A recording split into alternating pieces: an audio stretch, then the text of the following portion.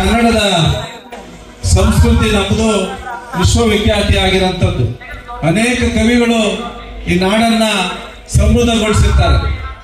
8 ಜ್ಞಾನಪೀಠ ಪ್ರಶಸ್ತಿಗಳು ನಮ್ಮ ರಾಜ್ಯಕ್ಕೆ ಲಭಿಸಿರೋಂಥದ್ದು ನಮ್ಮೆಲ್ಲರ ಹೆಮ್ಮೆ, ಅದು ನಮಗೆ ಸಲ್ಲಂತ ಗೌರವ. ಅದೇ ರೀತಿ ನಮ್ಮ ಆಚಾರ ವಿಚಾರಗಳು, ನಮ್ಮ ಸಹಿಷ್ಣುತೆ, ಕುವೆಂಪುರವರು ಹೇಳ್ತಾರೆ ಸರ್ವ ಜನಾಂಗದ ಶಾಂತಿಯ ತೋಟ ಈ ಕರ್ನಾಟಕ ಅಂತೇಳಿ.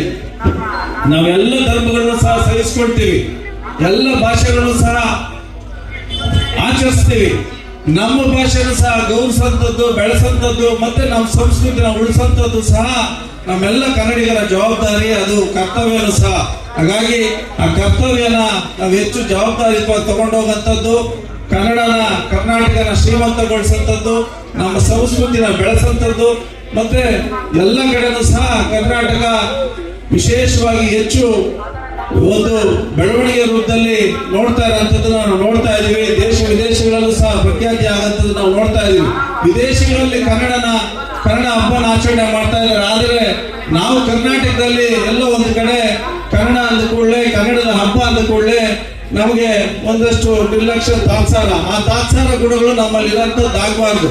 ನಾವೇನೇ ಕಲೀಲಿ, ಏನೇ ವ್ಯವಹಾರ ಮಾಡಲಿ, ಎಷ್ಟೇ ದೊಡ್ಡವರಾದರೂ ಸಹ ನಮ್ಮ ಮೂಲ ನೆಲ ಬಂದು ಕನ್ನಡ ನಾಡು. ಆ ಕರ್ನಾಟಕದ ಕನ್ನಡಿಗರು ಅಂತೇಳಿ ನಾವು ಹೆಮ್ಮೆಯಿಂದ ಹೇಳ್ಕೊಳ್ಬೇಕಾಗ್ತದೆ. ಅದಕ್ಕೆ ನಾವು ಹೆಮ್ಮೆಯಿಂದ ನಾವು ಜೀವನನೂ ಸಹ ಮಾಡಬೇಕಾಗ್ತದೆ. ಆ ಹೆಮ್ಮೆ, ಆ ಗೌರವ ಸದಾ ನಮ್ಮ ಜೊತೆ ಇದ್ದು ಕನ್ನಡ ನಾಡನ್ನ ಶ್ರೀಮಂತಗೊಳಿಸೋಣ ಅಂತೇಳಿ ನಾನು ತಾವೆಲ್ಲರಿಗೂ ಶುಭಾಶಯ ತಿಳಿಸಿ, ನಮ್ಮೆಲ್ಲ ಆಯೋಜಕರಿಗೂ ಸಹ ಶುಭಾಶಯ ತಿಳಿಸಿ, ಎಲ್ಲ ಸೇನೆಗಳವರು ಸೇರಿ ಇವತ್ತು ಕರ್ನಾಟಕದ ಎಲ್ಲ ಕನ್ನಡ ಸೇನೆಗಳವರು ಒಟ್ಟಾರೆ ನಮ್ಮ ಶಿಡ್ಲಘಟ್ಟ ವಿಧಾನಸಭಾ ಕ್ಷೇತ್ರದಾದ್ಯಂತ ಎಲ್ಲರೂ ಒಗ್ಗಟ್ಟಾಗಿ ಇವತ್ತು ಒಂದು ರಾಜ್ಯೋತ್ಸವ ಮಾಡ್ತಾ ಇದ್ದೀರಿ. ಅದಕ್ಕೆ ತುಂಬಾ ಹೆಮ್ಮೆ ವಿಚಾರ ಅಂತ ಹೇಳ್ಬಿಟ್ಟು ಹೇಳಕ್ ಇಷ್ಟಪಡ್ತೀನಿ. ಈ ಒಂದು ಹೆಮ್ಮೆಯ ಒಂದು ಕಾರ್ಯಕ್ರಮದಲ್ಲಿ ಭಾಗಿಯಾಗಿರುವಂತ, ವೇದಿಕೆ ಮೇಲೆ ಆಸೀನರಾಗಿರುವಂತ ಎಲ್ಲ ಮುಖಂಡರೇ ಹಾಗೂ ಈ ಕಾರ್ಯಕ್ರಮಕ್ಕೆ ಆಗಮಿಸಿರುವಂತ ಎಲ್ಲ ಕಲಾ ತಂಡದವರೇ ಹಾಗೂ ಈ ಒಂದು ಕಾರ್ಯಕ್ರಮಕ್ಕೆ ಆಗಮಿಸಿರುವಂತ ಎಲ್ಲ ಕನ್ನಡ ಅಭಿಮಾನಿಗಳೇ ಹಾಗೂ ಮಾಧ್ಯಮ ಮಿತ್ರರೇ ಹಾಗೂ ಆರಕ್ಷಕ ಸಿಬ್ಬಂದಿ ವರ್ಗದವರೇ, ಇವತ್ತು ತುಂಬಾ ಸಂತೋಷಕರವಾದ ದಿನ. ಇವತ್ತು ನಾವು ಕನ್ನಡ ನಾಡಲ್ಲಿ ಹುಟ್ಟಿದೀವಿ ಅಂತಂದ್ರೆ ಅದು ಒಂದು ಹೆಮ್ಮೆ. ಹಿಂದೆ ಯಾವ ರೀತಿ ಇತ್ತು ಏನೋ ಗೊತ್ತಿಲ್ಲ, ಈಗ ಒಂದು ಕನ್ನಡ ನಾಡು ಕರ್ನಾಟಕ, ನಾವು ಕರ್ನಾಟಕದವರು ಅಂತ ಹೇಳ್ಕೊಳಕ್ಕೆ ಒಂದು ಹೆಮ್ಮೆ ಆಗತ್ತೆ. ಇವತ್ತು ಅಂದ್ರೆ ನಾವು ಇಲ್ಲಿ ಹುಟ್ಟಿರೋದಕ್ಕೆ, ಈ ಕನ್ನಡ ಮಣ್ಣಲ್ಲಿ ಹುಟ್ಟಿರೋದಕ್ಕೆ ಒಂಥರ ನಮಗೆ ಸಂತೋಷ ಆಗತ್ತೆ.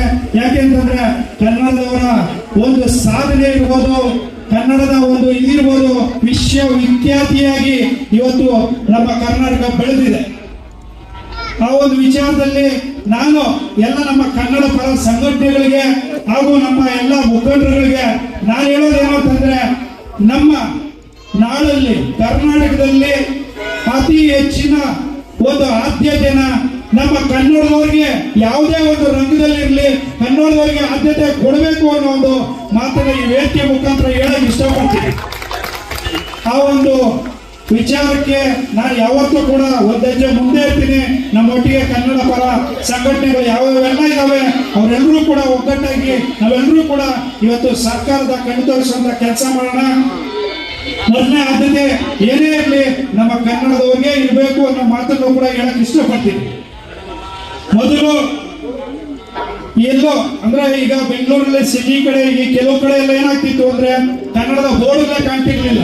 ಎಕ್ಸಾಂಪಲ್ ನೋಡಿ, ಇವಾಗ ಅಲ್ಲಿ ಬೋರ್ಡ್ ಇದೆ ಅಂತಂದ್ರೆ ಮಿನಿಮಮ್ ಆ ಬೋರ್ಡ್ ಅಲ್ಲಿ ಒಂದು 50% ಗಿಂತ ಹೆಚ್ಚಿಗೆ ಕನ್ನಡನ ಬಳಸಲೇಬೇಕು ಅನ್ನೋ ಒಂದು ಖಂಡಿತವಾಗಿ ಆ ಕಡಾಖಂಡಿತ ತಂದಿರೋದ್ರಿಂದ ಇವತ್ತು ಆ ಕನ್ನಡ ಪರ ಸಂಘಟನೆಗಳು ಕೂಡ ಅದರ ಪರವಾಗಿ ಹೋರಾಟ ಮಾಡ್ತಾ ಇರೋದ್ರಿಂದ ಆ ಕನ್ನಡ ಪರ ಸಂಘಟನೆಗಳಿಗೆ ಎಲ್ರಿಗೂ ಕೂಡ ನನ್ನ ಧನ್ಯವಾದಗಳನ್ನ ತಿಳಿಸೋಕೆ ಇಷ್ಟಪಡ್ತೀನಿ. ಎಲ್ಲರಿಗೂ ನಮಗೆ ಕನ್ನಡ ಅನ್ನೋದು ತುಂಬಾ ಹೆಮ್ಮೆ.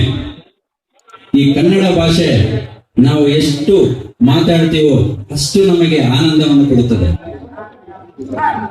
ನಾವು ಬೇರೆ ಯಾವುದೇ ಭಾಷೆ ಮಾತಾಡಿದ್ರು ಸಹ ನಮಗೆ ಅಷ್ಟೊಂದು ಖುಷಿ, ಸಂತೋಷ ಅನ್ನೋದು ಸಿಗೋದಿಲ್ಲ. ಏಕೆಂದ್ರೆ ಈಗ ನಾವು ಯಾವುದೋ ಒಂಥರ ಪಕ್ಕದ ರಾಜ್ಯಗಳಿಗೆ ಏನಾದ್ರು ಹೋಗ್ತಾ ಇದ್ರೆ ಒಂದು 10 ದಿವಸ 15 ದಿವಸ ನಾವು ಅಲ್ಲಿ ಇರ್ತೀವಿ, ಅಲ್ಲಿ ನಾವು ಬೇರೆ ಭಾಷೆ ಮಾತಾಡ್ತಾ ಇರ್ತೀವಿ, ಆಗ ಖುಷಿ ಅನ್ನೋದು ನಮ್ಗೆ ಸಿಗೋದೇ ಇಲ್ಲ.